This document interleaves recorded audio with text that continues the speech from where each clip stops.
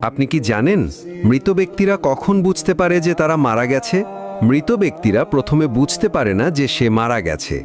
মৃত ব্যক্তির মৃত্যুর পরে আত্মীয় স্বজনের কান্নাকাটি, গোসল দেওয়া, কাফন পরানো, এমনকি কবর দেওয়ার আগ পর্যন্ত সে মনে করে মৃত্যুর স্বপ্ন দেখতেছে।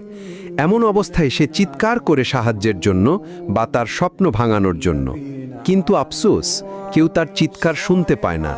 যখন সবাই তাকে দাফন করে চলে আসে, তখন মৃত ব্যক্তি একা হয়ে যায়।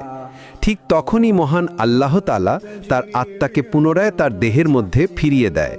প্রথমে মৃত ব্যক্তি এটি ভেবে নেয় যে হয়তো তার খারাপ স্বপ্ন শেষ হয়ে গেছে এবং সে ঘুম থেকে জেগে উঠেছে। তাই সে আল্লাহর কাছে কৃতজ্ঞতা প্রকাশ করে।